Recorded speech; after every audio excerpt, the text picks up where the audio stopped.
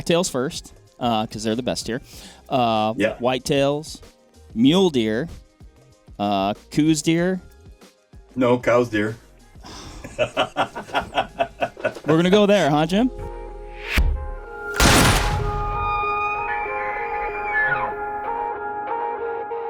What is up, everybody? Mark on the mic here, and boy, do we have a good one today. Going to talk a lot about my favorite subject, deer. And to help us do that, we have Mr. Jim Heffelfinger from Arizona Game and Fish to do that. Jim is an expert on the subject. In fact, Jim, when we were emailing back and forth trying to set this up, you were using words like taxonomic, and it was at that point I was like, oh, this is going to be good. So, yeah, Jim, number one, thank you for joining us. If you're watching on YouTube, you're going to be able to see in behind Jim, he's got a deer skull, pretty cool. We got some other stuff. Also a saber-toothed tiger, which maybe we'll talk a little bit about that at some point just because I find it incredibly interesting. But before we get even too far deep in the weeds, Jim, like I said, thanks for joining us. And, yeah, man, tell us a little bit about yourself, how you got interested in deer, your career, and then we'll go from there. Yeah, you bet. I'm glad to be here and happy to talk about deer anytime. I've been struggling with a scratchy throat, but all that's given me is a really cool radio voice, so I'm pretty excited about that. You probably wouldn't even notice. It sounds great from our end, so. It doesn't normally sound that good, so I'm pretty excited about that. I finally got a podcast voice for me.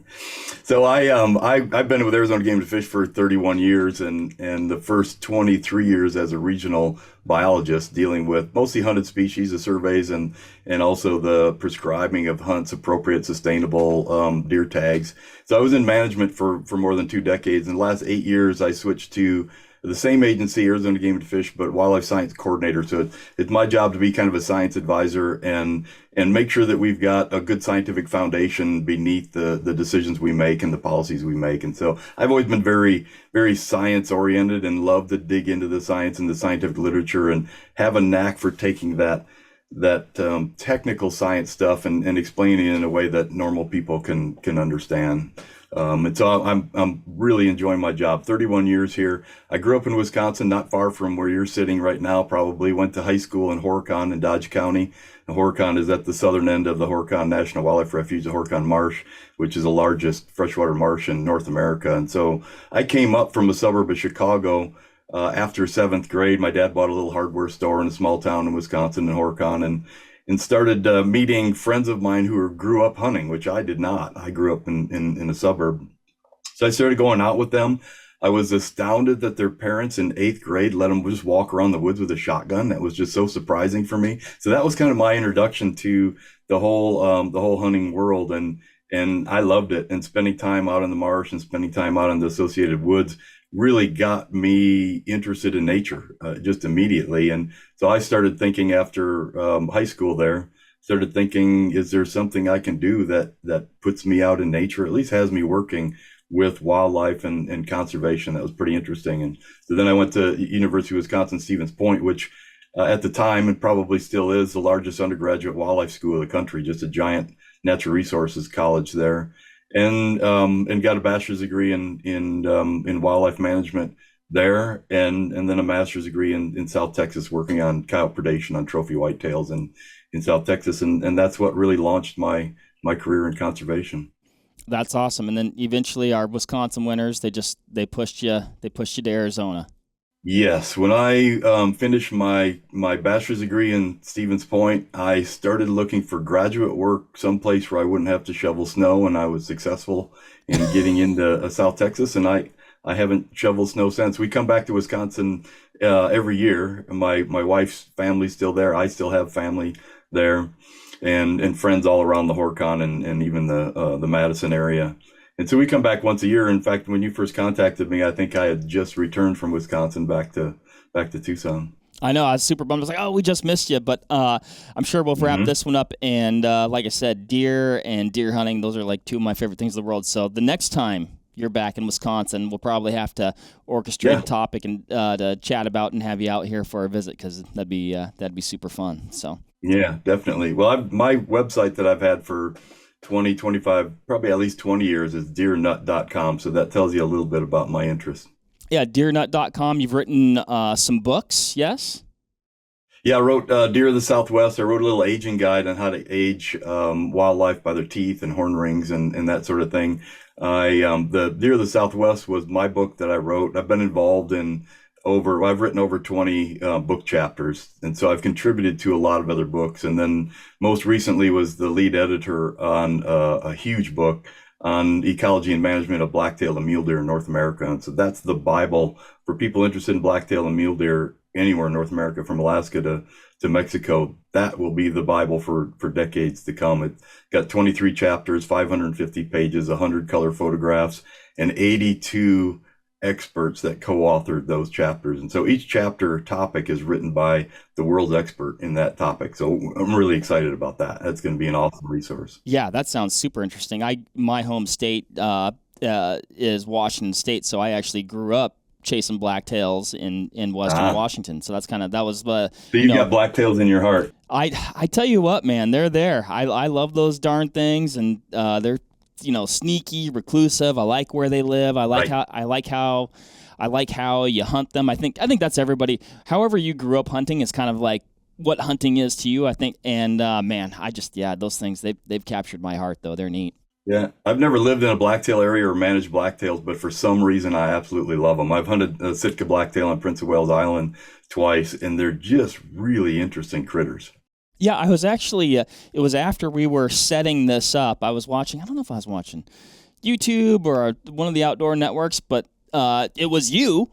And they're like, Jim Heffelfinger up on, I think, Southeast Alaska, Sitka blacktail. And I was like, oh, sweet. It was like, it was cool to see you doing that. And now we got you here. So.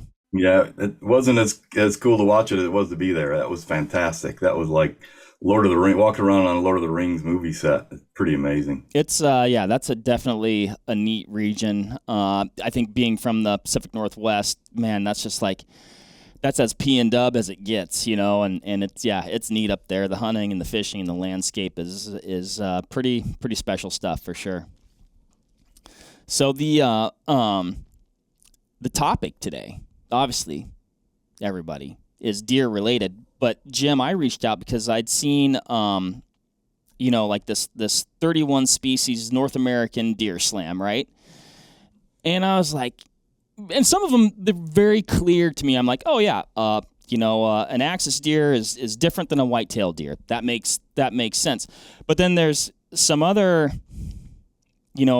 borders, regionality type things defined, and it's like, oh man, is a Wisconsin deer really different than an Illinois deer? I'm like, how far apart can these things be? And so we're trying to find a subject matter expert, and we were actually suggested or pointed your direction from Kevin at the Wisconsin DNR. He was aware of you and you're being a subject matter expert in the area. And I was like, man, we got to call this guy and see what's going on here and kind of talk about to me, like historically, like a deer slam, if you will, or like the major subspecies is like 5, right? And we can get into which ones those are in a little bit, but there's some extras here for sure.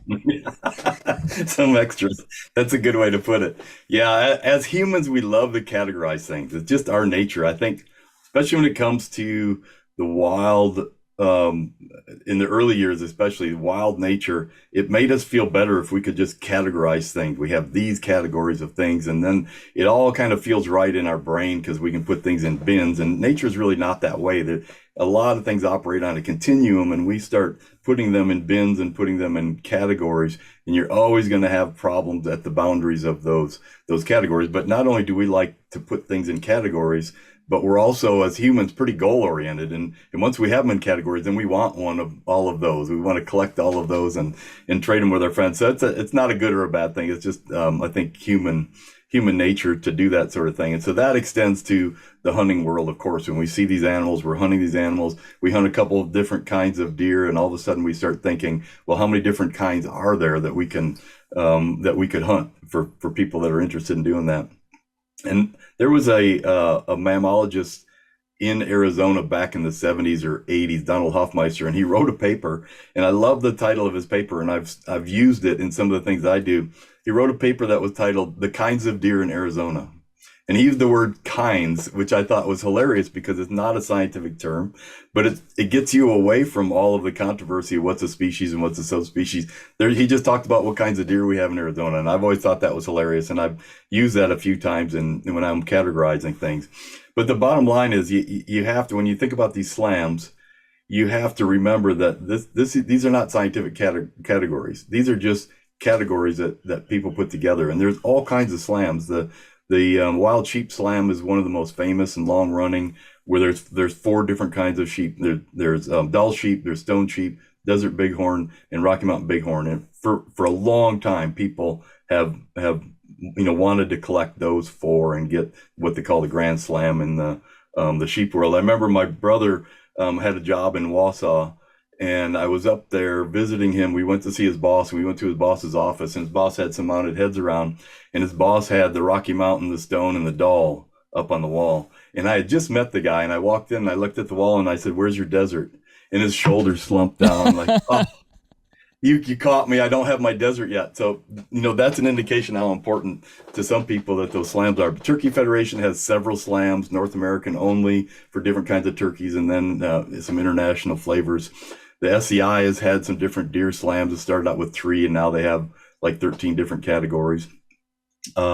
QDMA put together a deer slam a while ago. Boone and Crockett has its categories. Pope and Young has the same categories. So there's all kinds of different categories and slams that people have put together that made sense to them. And they're all different. And they're all just based on categories that people just wanted to put deer in for whatever reason. Some of them have different categories that really aren't any different.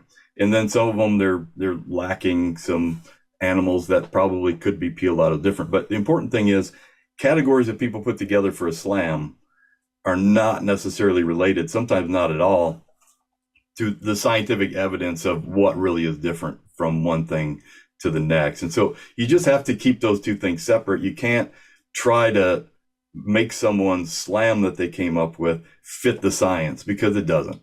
It's not based on science. It's just based on categories that someone came up with. And so in my mind, I don't try to make those things mesh and criticize a slam because these two animals are not really scientifically supported genetically or physically to be different than the other one. I don't care. People can make whatever categories they want. And in fact, I wrote an article once on deer slams where I listed a lot of different slams that categories that people had come up with, and then came up with the Heffel slam, which was kind of a joke, but it was taking the categories and saying, okay, if we're going to have some hunting categories, here's some groupings that are an improvement. They're better supported by science. They're not perfect. They're not 100%. People could criticize. And I didn't really, and nobody really paid any attention to that article. I don't think anybody ever read it. And I didn't expect anybody to pick it up and start trying to get the Heffel slam. But it was my point to say, if you look at physical characteristics and some genetic information that we have about differences, and just kind of geographically, whether they're isolated, here's some categories. And in that case, it was whitetail deer only. Here's some categories that you could use. Well, just so you know, my new hunting goal in life is actually to get the Heffel slam, so I'll be looking that up. But all right, I do You'll like be the first one. I do like how you talked about that, though, because it's not like the cool thing about a slam, like a whitetail slam or otherwise, is it can take you to different places, right? Like, I think humans, like you said, we like to bucket things. We can be goal oriented, and it might give you like a North Star to like take you to different places. So like, oh, maybe I've hunted whitetails in Wisconsin my whole life, and I love hunting whitetails, but you know what? Gosh darn, there's this slam out there, and so that's going to take me to Montana. I'm going to make that part of my goal, and I'm going to get to see a different part of the state, hunt deer in a different environment. So I think that's a really neat way to look at it, not to criticize because it might not be, necessarily scientific based, but and that's the way I look at it. Like they're just categories someone came up with to hunt some different areas, and it's more than just being interesting for people because I can go to this place and that place. It has some real conservation benefit because if you designate like mule deer in the Baja Peninsula of Mexico, genetically, physically is not any different. And in fact, the 31 deer slam actually calls them blacktails, which they're not. They're mule deer in the Baja Peninsula, but they're no different than other desert mule deer in the main part of Mexico or even Arizona. Physically, genetically, there really isn't any difference.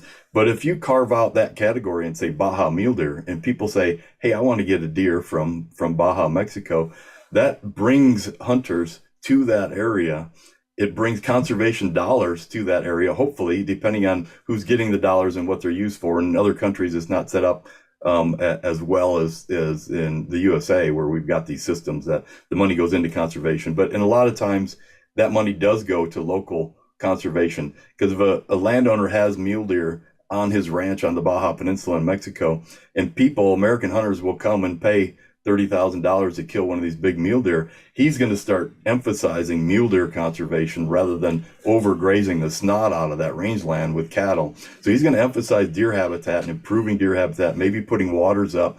So all of a sudden you've got a positive conservation benefit to mule deer in Baja, and you've got money coming in that could be used for some local law enforcement, even if it's a rancher hiring someone to keep them off the ranch so nobody comes and poaches the big deer.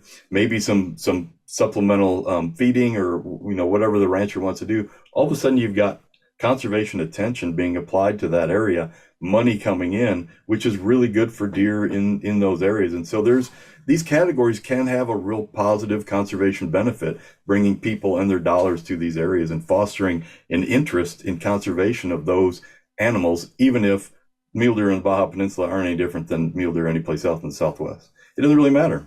Yeah, I mean, I've thought of conservation in that way, both domestically and internationally a lot, but I hadn't really thought about it that way in relation to a slam like this. But yeah, I mean, you're placing a value on the deer in areas where they otherwise may not have that, and yeah, a strong ripple effect from there, for the deer, for habitat, for other species that benefit from that habitat.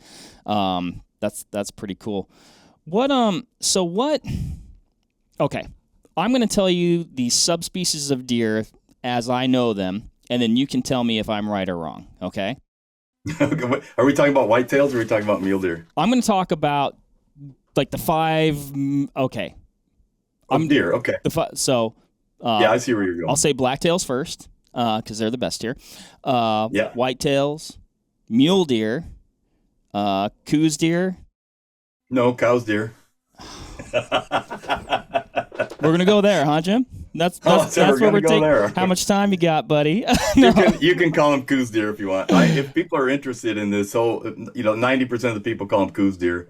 There's just a couple of geeky people like me that call them Coues deer because that's the correct pronunciation. They're named after Elliot Coues, a early army surgeon, and they're named after him, so they should be pronounced Coues deer. And so it's a big argument in a lot of the whitetail world about Coues or cows, and I don't care how people pronounce it. I just don't like when people start arguing that it's not cows, because it is. And if anybody's interested in the long form story of that, I wrote an article that's posted on mydeernut.com that goes into detail. And the bottom line is Elliot Coues, in a publication in 1882, has a little footnote where he describes how he pronounces his last name, because there's some other subspecies that are named after him. And he writes C-O-W-Z, cows. Okay. So that's the way so for example, I have some, where is this? Some stickers that I've made. Okay. With Elliot on there. Nice. Butcher the deer, not the name. Anyway, so continue to call them Coues. That's fine. But yes, you've got mule deer, you've got whitetail, you've got blacktails, and then you've got Coues cows. Coues cows. And then the fifth one is just the other blacktail. So there's a Sitka, blacktails. Okay. Yeah, in those two categories. And there, the two, if you start with the blacktail categories, the Sitka and the Colombian, they look different. And I've been involved in a lot of genetic analysis in different kinds of genetics, mitochondrial DNA and nuclear DNA, and they separate out as separate, no matter what DNA you look at. There's overlap. There's no hard line between the Sitka blacktail in the north and the Columbian blacktail in the south. About mid-British Columbia, they transition. And when we sampled, I collected, I had people help collect 1,800 samples throughout North America, from Mexico to Alaska, to look at genetic differences between mule deer and blacktail deer. And we didn't we need to sample more intensively in central British Columbia to see how sharp that line is between the two, because the sampling in there is kind of sparse. But there's no doubt when you get up there, you get those islands off of southeast Alaska and northern British Columbia, and you've got this smaller, very different looking Sitka blacktail with a double white bib. And then you get into Columbian blacktail, and there are some Columbian blacktails with the double bib for sure, but it's less common in Columbian. So you've got these physical differences. Columbian blacktails are bigger. You've got these physical differences. You've got these genetic differences. There's some ecological differences where Columbian blacktail, they live in the coastal rainforest, but in the southern part of the range, the blacktails in Northern California come into like an oak woodland kind of habitat, whereas the Sitka blacktails are really coastal, southeast Alaska, British Columbia islands, living on those thick rainforest islands. So there's good genetic and physical differences between the two blacktail subspecies. And then between blacktails and all mule deer, there's some pretty stark differences in the mitochondrial DNA. When you look at the mitochondrial DNA, is a type of DNA that's inherited from the mother down the maternal line. And if you look at the mitochondrial DNA, both blacktails are different from all mule deer by like 7%. And that 7% is a level that a lot of species differ, not just subspecies. Oh, wow. Okay. We differ a lot of species. So some mammalogists have said they should be different species, blacktails and mule deer. I don't subscribe to that, and I think most people don't, because the mitochondrial DNA is really different. But when you look at the other kind of DNA that they get half from each parent, the nuclear DNA, they're just in there with other subspecies of mule deer. So the nuclear DNA shows that they're really closely related, more like a subspecies, in my opinion. Just the mitochondrial DNA, something happened that really made them different. And we think it was during one of the ice ages, blacktails being isolated along the Pacific coast for a long time, thousands and thousands of years. And then when the glaciers receded, blacktails and mule deer came back in contact with one another, and they interbreed, because they're not that different that they can't interbreed. So they interbreed, but they're definitely different and very different for all those reasons. Gotcha. And so is it, what would you say is like what is the defining feature or percentage that does make something a different subspecies from a different one? No one has ever been able to answer that, and I don't think anybody will be able to answer that. You know, the basic question is, how different is different enough? How different do things have to be before we call them subspecies? Because there's a lot of overlap. And there's a lot of subspecies that are called subspecies that no one's really even defined why they're different. They've just given them different names. Back when we were naming deer and subspecies and animals in general, people would collect one sample from one area, and they'd say, we don't have a deer or a bear from this area yet, so I'm going to give it a subspecies name, and that subspecies lives here, and we're going to draw a range, just guessing, with a Crayola, draw a range where this animal lives. And then someone collects 100 miles away, they collect another bear, and they say, well, this thing looks bigger than that one over there, and so it's a different subspecies, and they name it after their brother-in-law or whatever with a scientific name. So you have all these different subspecies, and Merriam, who is a famous mammologist, who Merriam's turkey is named after, and he was a famous mammologist, and he named 52, I think, different species, not subspecies, but species of brown bear in Alaska alone. And then later on, people came and realized these are just different individual specimens. There's no differences. But with deer, especially all of the subspecies we have, like in Mexico, people collected a specimen, put it in a museum, gave it a subspecies, said, here's where it lives. And then in order to dethrone that subspecies or to invalidate it or to show that it's no different than this one 100 miles away, you need a comprehensive analysis to measure deer, a good sample size of deer in those areas, and a genetic analysis to show that they're the same. So once someone names something, we're stuck with it.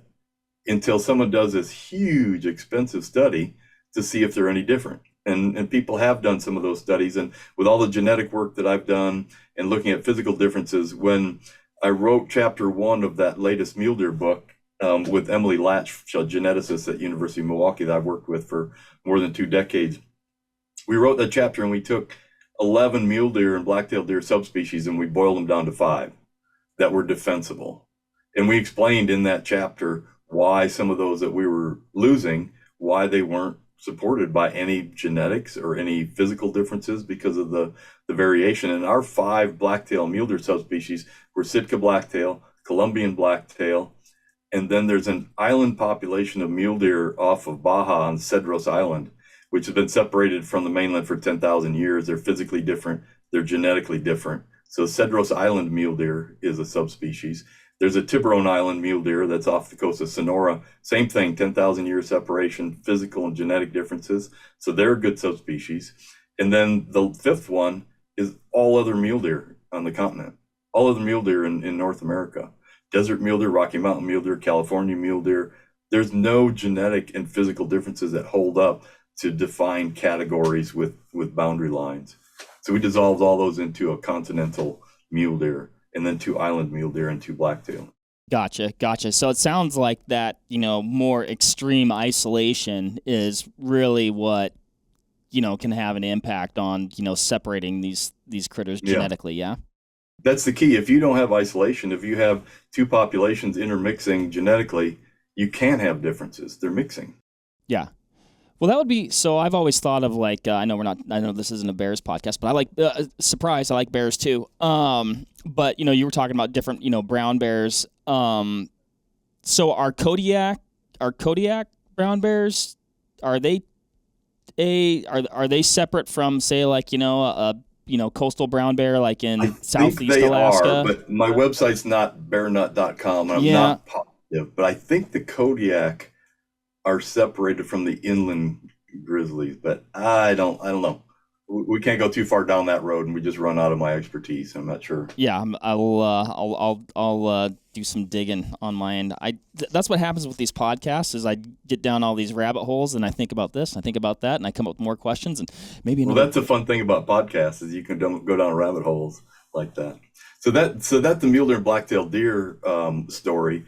The whitetail deer story is way more complicated, just because they have a much broader distribution from Canada, the mid Canada, all the way down into northern South America. The northern South America has got whitetails and some different subspecies in Venezuela that have been designated. Central America has several different subspecies that no one's ever studied. In fact, there's a thing called CITES, and it's a kind of a governmental body that monitors the trade of endangered species among countries. And on one of their lists is the Mayan white-tailed deer, Odocoileus virginianus maiensis. And I looked into that because that's not really one of the subspecies. And it turns out there's just if you Google it, you don't even get many hits on Google. Someone more recently took a specimen, put it in a museum, gave it a subspecies name, and then they petitioned this governmental body, CITES, to put it on the list so that they could track movements of this non-existent whitetail subspecies. So this CITES it's a convention of international trade of endangered species. They have this whitetail subspecies on their list that they're supposed to be tracking, and there's just nobody even knows what it is. They've never been defined, and it's not even on a list of any whitetail subspecies. But you can get it on the list, and then you can't take it off until you show that it's not endangered. So this taxonomy can cause, and taxonomy is this classification of species and subspecies. This taxonomy can cause just a lot of problems, and some of them legal problems. Yeah, it's so interesting. It seems relatively easy to slap a label on something, very difficult to take it off. Yes, yeah, it is. So there's 38 whitetail subspecies that are on the books. There's a lot more that have been defined, but there's 38 that people have for the last 5 decades have just continued. Every time someone writes a book about deer subspecies, they list those 38. And there's 30 of them in North America and 8 of them in Mexico and Central America. So they just take that list of 38 and they just continue it. So I was asked to write a chapter for whitetail book about a decade ago. In fact, if anybody's interested in whitetail subspecies and whitetail in general, David Hewitt was the editor of that, and it's kind of like the pair to our Mule book. Got chapters written by all the experts, and it's really the Bible right now for whitetail deer. And I wrote that book's the 1. biology and management of white-tailed deer. Yep. Okay. Yep. And by David Hewitt is the editor, with, like our book, a whole bunch of different authors. So I wrote chapter 1 on subspecies, and they asked me to write that, and I said I'll write chapter 1 on subspecies and distribution, but I'm not going to list those 38 species. I'm not going to just go through and pretend like they're real, because they're not real. And so what I did instead of having a paragraph for each one of those 38 subspecies, I just started in the Pacific Northwest and started talking about whitetails up in the Pacific Northwest and what they looked like, without drawing any lines or categories, and just coming down and saying, in like the Rocky Mountain states, a little bit about whitetails there, and then these southwestern whitetails and where they live and what their characteristics are, how they differ. We've got some genetic differences. I helped with Boone and Crockett funding it and working with some geneticists.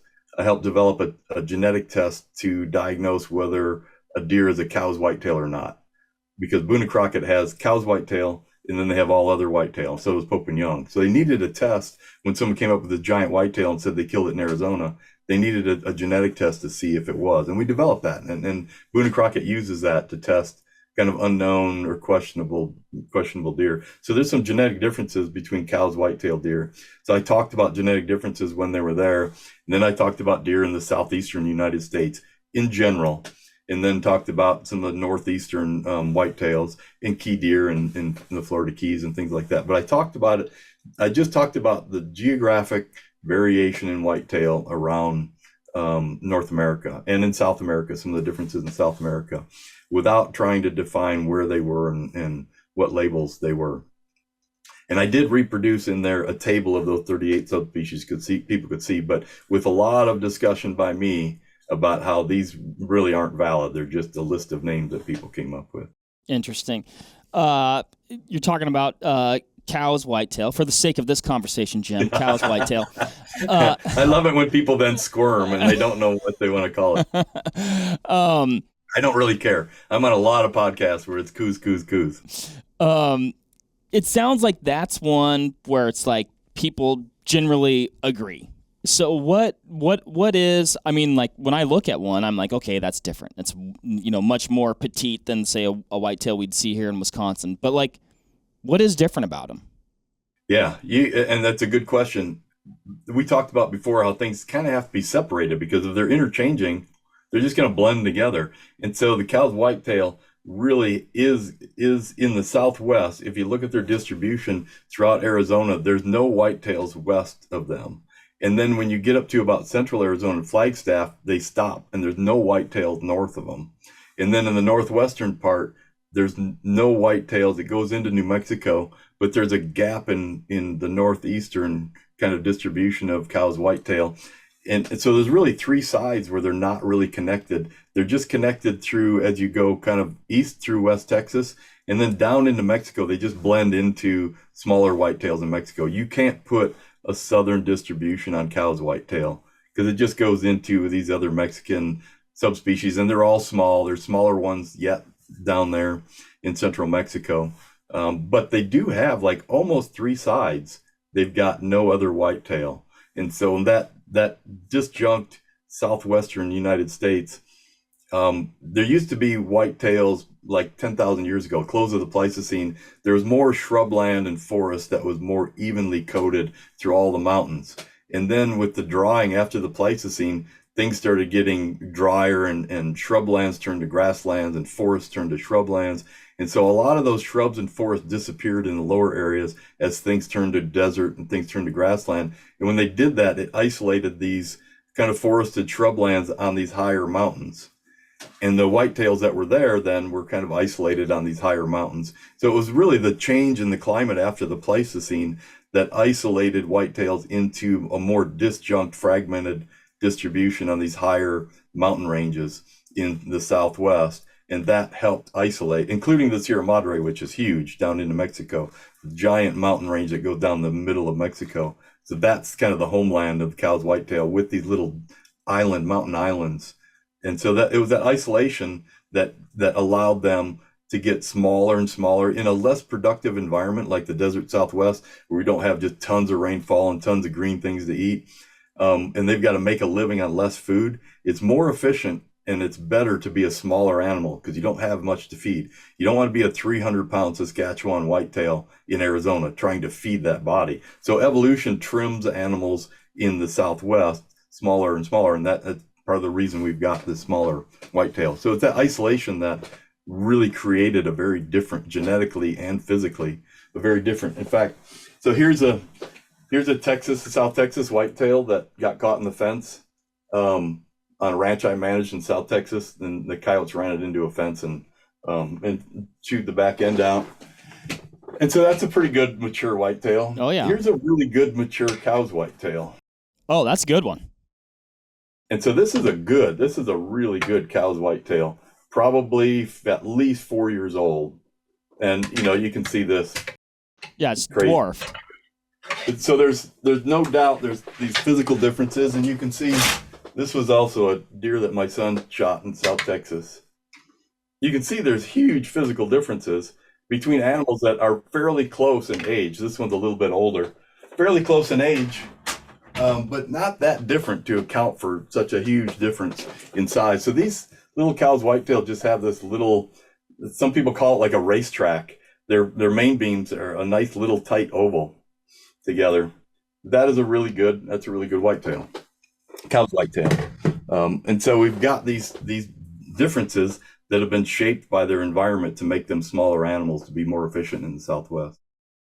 I mean, it makes perfect sense, and I'm glad you got there, because I was going to ask him, like, well, why? What's the why behind their petite nature? So that definitely explains it really well. It's interesting. I was going to ask you this too. It's all you hear the Coues Coues argument, and then when I've hung out with people that live in Arizona, though, they're just like, oh, you have a whitetail tag. Yeah, sometimes, yeah.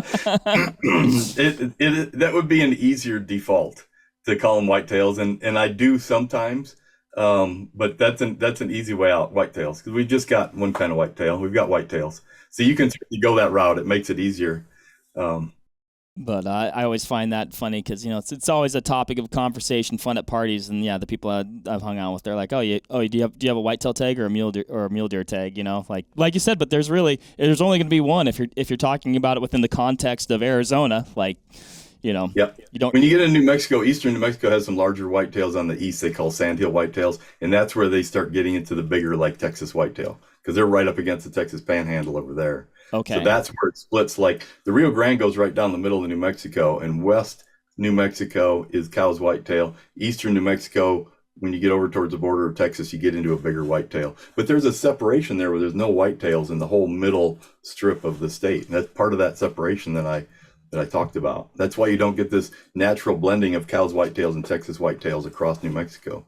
Gotcha. There's a gap in distribution.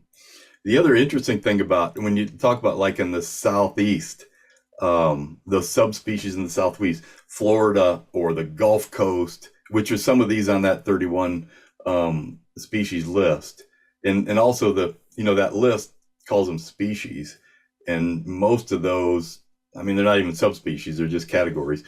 So, to a biologist, species means something, and those are well-defined categories of animals that normally don't interbreed with other animals at the species level. Subspecies, they can interbreed with each other, but there's some geographic separation that keeps them separate if they're good subspecies.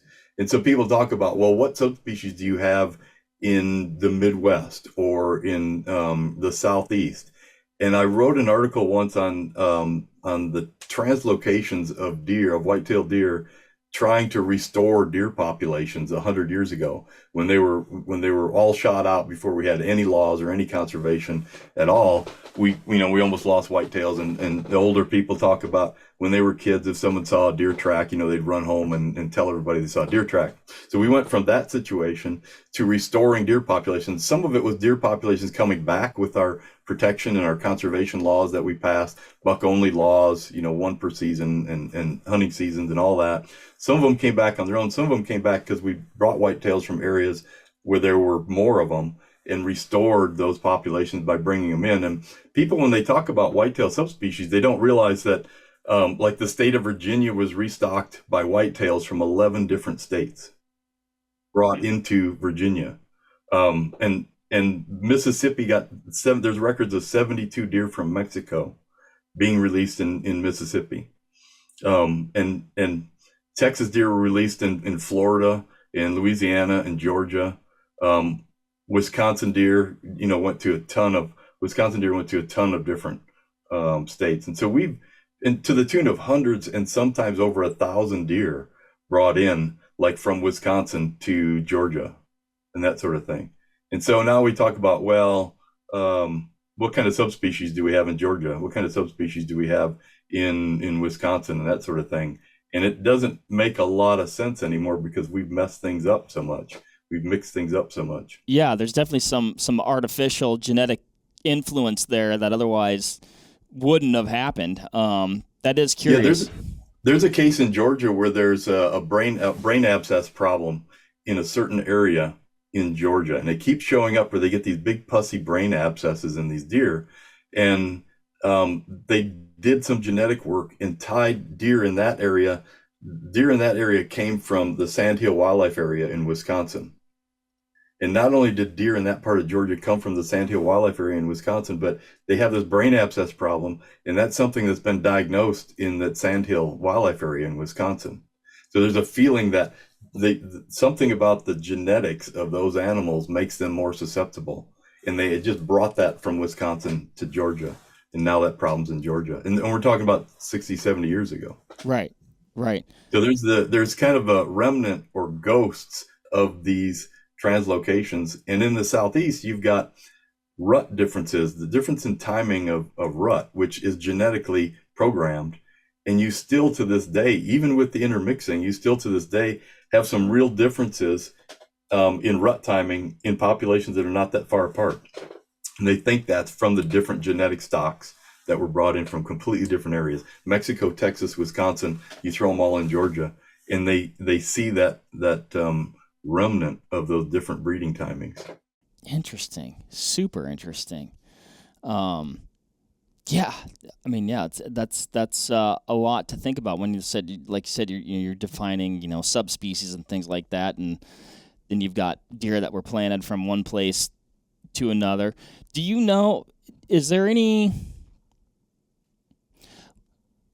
been any research done on, like, let's say you planted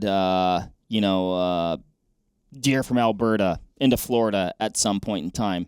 How long does it take for those deer to kind of get smaller and smaller and smaller because that's genetically beneficial to survive in that environment?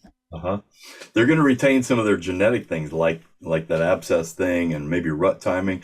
Physically, in about 2 or 3 generations, they can get smaller. And a lot of those translocations were done so long ago, they didn't have radio collars. They didn't really monitor it. They brought animals, they threw them out, and now 70 years later, we're trying to figure out what effect that might have genetically. So it's hard. It's really hard to answer that question because we didn't really monitor that. But we have other experiments, like Kevin Monteith for his master's degree, I believe it was, worked in South Dakota State. And in South Dakota, they've got whitetail in the eastern part of the state that are have access to more agriculture, bigger body size. Hope I don't have that flipped, but I might. So one half of the state in South Dakota, they have access to agriculture, big body size, measurably bigger body size. And then in, I think, a forested environment, less nutrition. And so they have smaller body size. And so they brought animals from those 2 areas, put them in pens and gave them the same diet and to see how long it would take for them to equalize or if they ever would. And they found that not the next generation, but the second and third generations, that body size started to equalize with the other animals. So scientists call it very plastic, which just means it's very easily changed. So if you start giving them a smaller body size nutrition, it doesn't take very many generations for them to start taking advantage of that and getting a little bigger. There's some genetic constraints. If you take a cow's whitetail into a pen and feed it all the food it wants, it's not going to be a Saskatchewan whitetail in 3 generations. There's some genetic constraints, but if you have like Eastern South Dakota, Western South Dakota, and those differences in size are nutritional, you can bring them in and you can feed that smaller animal up to, and they measured Boone and Crockett scores and body size in that case. That's interesting. Yeah, it's like, physically the deer may look very different, but it's more environmental based than genetic A based. lot of it is, not all of it is. And I don't know if I'd say more environmental, but environment has a big impact, especially on body size. Gotcha. Yeah, I wonder if that's because I was going to bring up. So I shot a deer in a whitetail actually in Montana last year that was on just really on the cusp of mule deer habitat. And it's kind of grassland type stuff, no agriculture in the area. And it was like, just like, I mean, honestly, like it was like very cows deer esque. I got up to the thing and I'm like, holy mackerel, this is like, I think I would consider like, I think it was actually a 3-year-old deer, but very petite in body size. The antlers compared to like something we might see. And maybe it was a 2-year-old deer. I didn't get it officially aged, but and I was talking with a buddy of mine who hunts out there a lot more than I do, and I was like, man, this deer was kind of deceiving to me. And he goes, oh yeah, you got to be careful. He's like, if you're trying to get a big one, those deer oftentimes they're proportionally accurate, but Can't judge proportions. right, exactly. Yeah, to So the scope. Yeah. is that would you maybe attribute, like, number one, is there some truth to that? Like we're in like kind of the like eastern Montana, and then would that be more environmental? I don't have an answer to that because Eastern Montana, especially in a lot of ag stuff, should not be stunted deer. So I don't know. I don't know what's going on there. I know someone reported they saw a deer with really short stubby legs like a corgi, and they were asking me about it, and I said, did it have antlers? Was it even a deer? I was asking questions. It didn't make any sense to me. And then they sent me a picture they found on the internet of a deer that had like really stubby legs. And it looked like, piebald deer, which is those deer that are partially white. They have like brown and white patches. Piebald deer have a whole bunch of skeletal abnormalities. They've got a bunch of other genetic problems that comes along with that color. And I've seen piebald deer that look kind of like corgis with short stubby legs. This picture was a completely brown deer, but I suspect it had some kind of skeletal abnormality like that. Yeah, but as far as your smaller deer, I don't know. In ag land, So should not it be wasn't stunted. egg Oh, land was it? though. It was like Okay. it was very kind of like Oh, grassland, okay. and then went into like I would say like your classic mule deer habitat. Very arid Yeah. type stuff. So Yeah, still Eastern Montana. I don't know. I wouldn't expect to see a smaller deer or have someone shrug it off as just, sometimes they're a smaller deer. I'm not sure. oh my gosh, now Jim, now you have me questioning. Maybe I shot the king of the 1.5-year-olds. Yeah, maybe. Oh no, Maybe. what have I done? Oh man, golly, this is all interesting stuff, and I love thinking about it. We've been talking a lot about whitetail deer, and so some are on this list, and but I guess I have questions, and maybe the answer's the same. But we've talked about Columbia blacktail deer. What about Columbia whitetail deer? Yeah, Columbia whitetail deer, they are, we talk about that separation, and they're separated from the other whitetails that are way up in the northeastern part of that. And so Columbian whitetail existed in two disjunct populations, and one along the Columbia River and one in around Bend, Douglas County. That's what I was trying to think of, Douglas County, Oregon. And they're not interchanging. Lewis and Clark first described that Columbia whitetail along the Columbia River when they reached the Columbia River, and they described it as just like the other whitetail, except the tail is half again as long, so another 50% longer. And there have been some people that have measured tails, but I wasn't able to get that information. I don't think it was ever published. But I'm really interested in some real metrics and whether those tails are any longer. And what sparked my interest, I would just write it off as a stupid comment by Lewis and Clark. But when you look at pictures of those whitetails, sometimes the tails look like they're longer to me. It's really interesting. So I'd like to have some more data on that. But they're separate. They're certainly physically separate. Those two populations of Columbia whitetail are separate. The one in, I think, 2003, the Douglas County population was delisted. They were put on the endangered species list because they were isolated in small populations. Then in 2003, the Douglas County population was delisted and Oregon started hunting them. The one along the Columbia River is still listed. There's a National Wildlife Refuge that was established to help them out there. There's been at least 7 different translocations of those deer up to other areas along the Columbia River. And so they're doing, I think they were delisted from endangered to threatened along the Columbia River, that second population. I just heard a talk this summer at a mammologist meeting where a guy was arguing that Douglas County population that's hunted should be a separate subspecies. And he had some little tiny genetic differences, and his talk didn't make any sense. And I told him at the end of his talk it didn't make any sense, but that was no big surprise because he and I had emailed back and forth. In fact, I reviewed the paper that he was trying to publish to call that a different subspecies, and I recommended it be rejected by the journal, and it was rejected by the journal. And so I think now he's just sending it to different journals until he can try to find one that will be duped into taking it, because it doesn't make any sense that this little population in Douglas County, Oregon, would be a whitetail subspecies. But he's very preservationist oriented. He's a professor, and he's very preservation oriented. And I almost suspect he doesn't like the fact that they're hunted, and he thinks if he can get a different subspecies, then maybe he can get them relisted, and then they can stop killing whitetail deer in Douglas County. I don't know. I'm a little skeptical of people that are trying to do things like that. People will use taxonomy, this classification. They use taxonomy and they weaponize it to try to designate some little population, like wolves in Southeast Alaska, for example, designate them as different subspecies. And once they're different subspecies, then we're going to petition to get that subspecies on the endangered species list and protect those wolves. So people are using these categories to protect animals from hunting in some cases. Yeah, like you said, it's really unfortunate because these, should be tools that are, when used properly are like, really important and critical. And then, like you said, when they get weaponized, it just kind of undermines the whole system and the greater purpose behind it, which is, I find quite unfortunate. What about,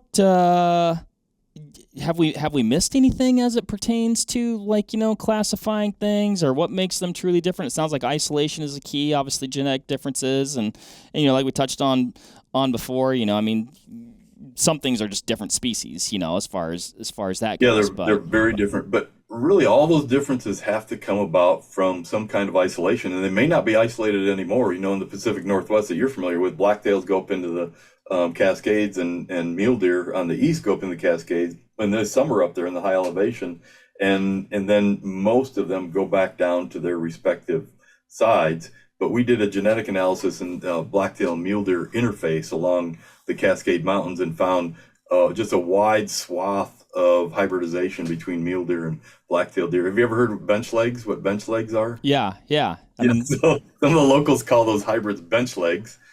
I think because they supposedly have shorter legs, which they don't. But I saw an online forum once where they were asking whether you believe in bench legs or not, which is kind of a funny question because hybridization happens all along that mountain range, and so there are a lot of hybrids. I'm not sure what they're considering bench legs, but I think like 13% of the respondents said that they've seen a Bigfoot once. I thought that was a funny part of the survey. That is awesome. I tell you what, man, those P&W woods, they're pretty thick. Who knows? Yeah. That's too funny. Yeah, I don't know if you want to talk about that 31 species slam, and I mean it includes some animals that are not native to North America, like the Sitka deer and the axis deer. The Sitka deer in Maryland, there's a population that's hunted. Axis deer in Texas and Hawaii, you see that a lot on social media that are hunted. So it's really, it's not really a list of like North American species or subspecies. It's just a group of different deer, and it's diced up, into some pretty fine pieces. Yeah, I mean, and some to me like make clear sense, and others are a little bit more of a gray area. Like and some of them I'm not even really familiar with outside of like a Carmen mountain white-tailed deer versus a Central American white-tailed deer. Are those is that just kind of like the same thing we've been talking about? Just kind of somebody going in there and drawing a line a little bit? Yeah, and so most of those aren't really scientifically, taxonomically, or genetically or physically different, especially in Mexico. But as we talked about, if you want to draw lines on a map and say this category is in these states, and that slam, I have trouble calling it a species slam because they're not species, but that slam, 31 slam, that pretty much follows state lines to make it easy, like deer in these states and deer in those states. So for example, like the Midwestern whitetail, I thought was odd that it was in like Arkansas and Missouri, but Wisconsin, Illinois, Indiana is like northeastern whitetail. Right. I mean, I would have thought Wisconsin would be a Midwestern whitetail. I mean, you look at all the T-shirts around here. They say things like "Midwest is best," and I think people from here they think they're from the Midwest. So, Now, if you were Daniel Boone, then Wisconsin was like the West. There you go. These days we consider it the Midwest.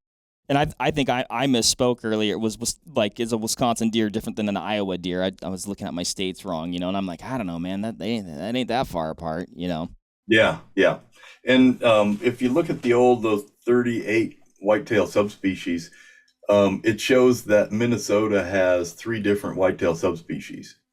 It's just Minnesota divided into, the lines come together in the middle of Minnesota, and there's 3 different Minnesota subspecies, which doesn't make any sense. There's not 3 different kinds of whitetail in Minnesota, and you got to draw the line somewhere, and that's kind of the problem with those categories. But that'd be a person living on 3rd Street, and going, well, I'm from 3rd Street, so right.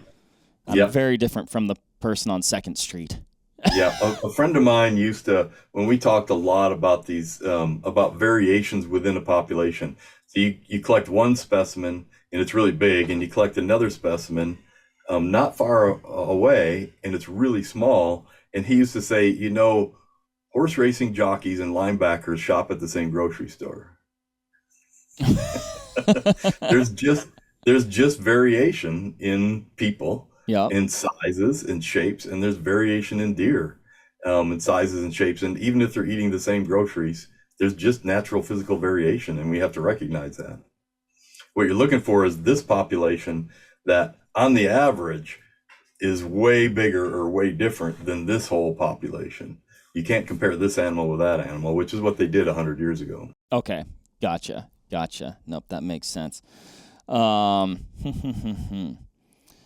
I might be out of deer questions for now, but I am going to have to ask about the saber-toothed tiger skull that you have there. Yeah. I can't let it go. I've always been just fascinated with those. I'll go the other way with those critters, and that was a Pleistocene cat, and they were fairly common. I forgot how many. There's hundreds, I think, in the La Brea tar pits in Los Angeles. I mean, there's just a huge collection. And then the LA County Museum, LA Museum of Natural History, I think it is, has a huge collection of those saber-toothed skulls that they got out of there. That's a resin replica, of course, but it's a replica of an actual skull that they got out of the La Brea tar pits. And it's like perfect. I mean, there's no cracks, there's no parts that are crushed. If you go on the back of the canines, if you look on the back of the canines, like in here, they're almost a little serrated, which I find fascinating for clipping. But then these cats also had jaw hinges that they would have to. They have to open way up. You couldn't have a jaw that only opened here, you wouldn't be able to eat. So these jaw hinges opened way up. And they used those for stabbing and killing and holding the animal down. Another interesting thing is they found that saber-toothed cats, there's a bone that holds your voice box up, your Adam's apple, called a hyoid bone. And there's two little bones that come and they support that Adam's apple for speech.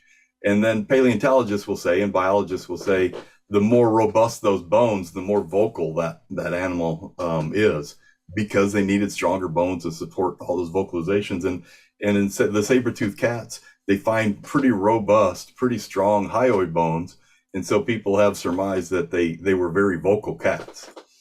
And a friend of mine, Valerius Geis, who did a lot of work with Ice Age animals, his theory was that was so that if one animal made a kill, it could vocalize, and then the other animals could come and partake in it. But I don't know, Val was really good at coming up with theories. He was great at coming up with theories. Some people call him a theory monger, and whether some of them are valid or not, who knows? But he was always thinking.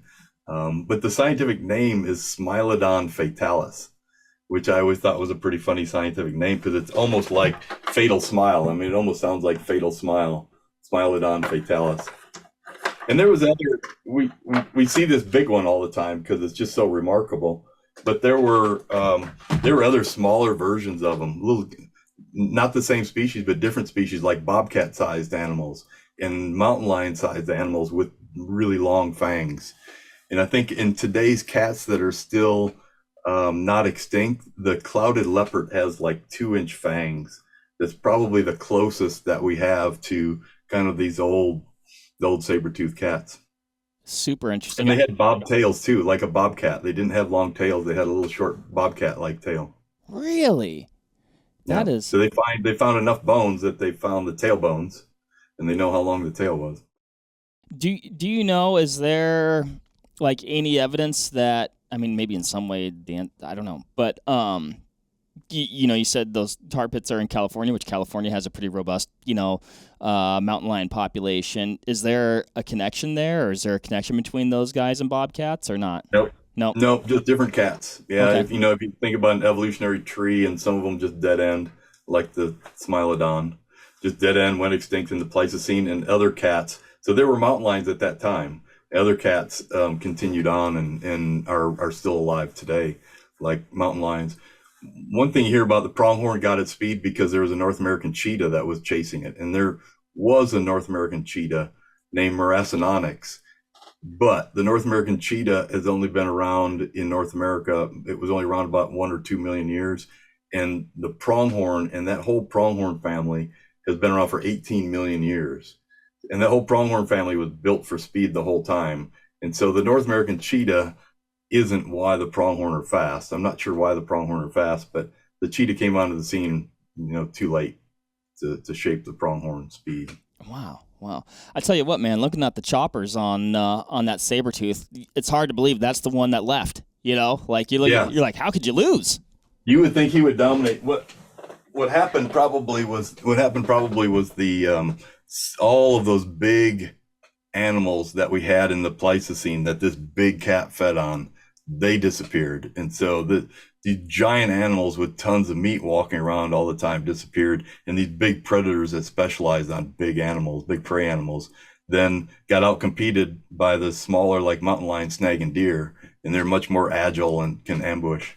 We're talking about extinct pronghorn. There's about 18 different types of extinct pronghorn.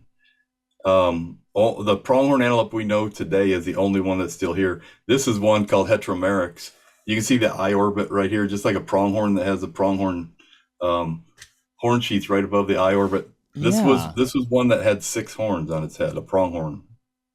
Wild. And so this is just the horn cores. It had some kind of pronghorn sheath, and none of those were ever preserved as fossils. So all we have is the horn cores, but we don't have the black, what kind of sheath it had. We have no idea. They were just black cones or what it was. But I find these extinct pronghorn really fascinating, that we had these things running around. And we had little 30-pound pronghorn with different kind of horn cores running around too.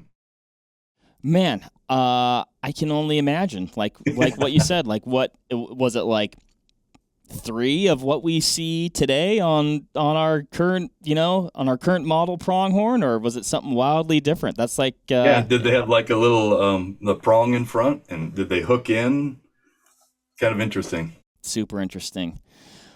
Awesome. Well, there you have it, everybody. A deer podcast with a saber-tooth twist, and a lot of knowledge and facts from our good friend Mr. Jim Heffelfinger. Jim, thank you for joining us. Totally enlightening. Tons of great information. As always, I'm left with even more questions or thoughts, and Pronghorn that I didn't even know about. So, man, I appreciate it. It was a fun discussion. Yep. Yep. Well, people can find me on Instagram as Servidnut, CERVIDNUT. I've got, it's a mixed bag of maybe extinct pronghorn posts where there's some cool stuff and maybe squirrels with cigarettes. You just never know. It's kind of a mixed bag you might get. I posted a really good Bloody Mary that I had in Wisconsin when I was there. And so also, as we talked about, deernut.com is a website I have. You can buy my book, Deer of the Southwest, if you're interested in cows, whitetail, desert mule deer on that website. But more than that, there's a link that goes to PDFs, and they're all free, of a lot of magazine articles that I've written about, if you're interested in, pronghorn, if you're interested in fact, there's an article there that has illustrations of all these 18 extinct pronghorn there in a pronghorn section. So it's all organized by species: pronghorn, javelina, quail and small game, and then deer, big section of deer, of course, with a lot of articles that I've written.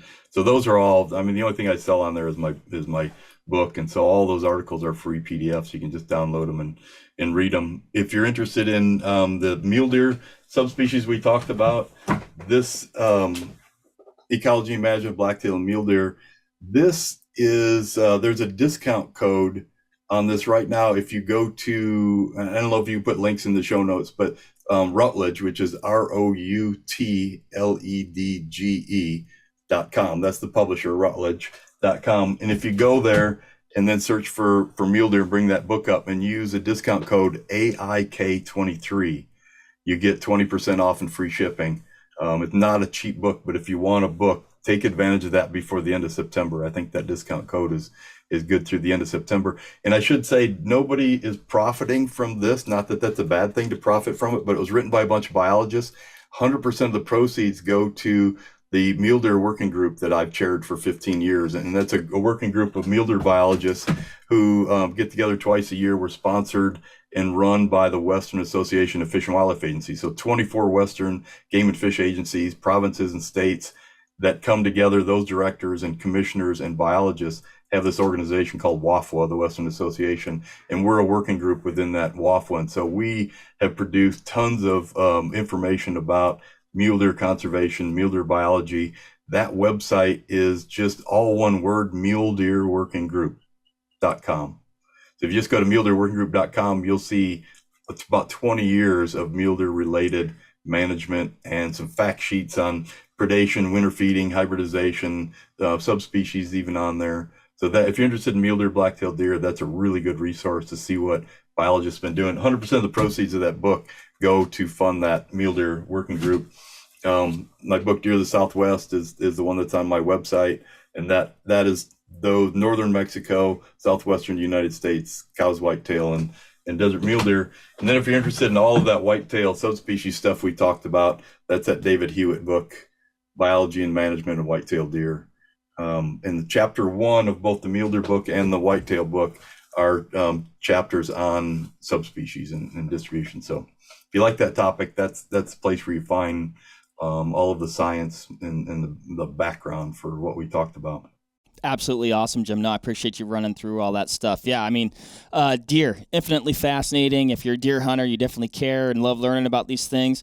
And there is a lot of literature out there that you've helped and been a part of to create, where people can learn a heck of a lot more about these things than I know. I thought I loved deer, but I think I've more than met my match with you, Jim. That's a lot of great stuff. But I appreciate being on. I always love talking about deer, and when it comes to subspecies and differences, it seems like there's not a lot of people that are interested in what seems like real pedantic kind of scientific stuff. But I've been, since the beginning of my career, I've just been fascinated with those kind of differences and subspecies and genetic differences, and so I love talking about that. Awesome. I do as well. Well, Jim, thank you so much. Thanks everybody for listening. If this whet your deer research whistle, check out a bunch of other of Jim's materials there, and materials that he and his counterparts have worked on. Lots of great stuff out there. Until next time, happy hunting and shooting. And I guess let's read about deer. Bye, everybody. There you have it, folks. Thank you very much for listening. As usual, give this video a like if you liked it, comment something below, and give us a subscribe to the Vortex Nation podcast channel. It would mean a lot to us. Also, why don't you give us a follow over on Instagram while you're at it, at Vortex Nation Podcast. We'd love to hear from you over there, and we'll keep you updated with all kinds of cool photos and videos from our adventures that we do here. Otherwise, we will see you on the next one. Thank you again. Happy hunting and shooting, everybody. Have a good one.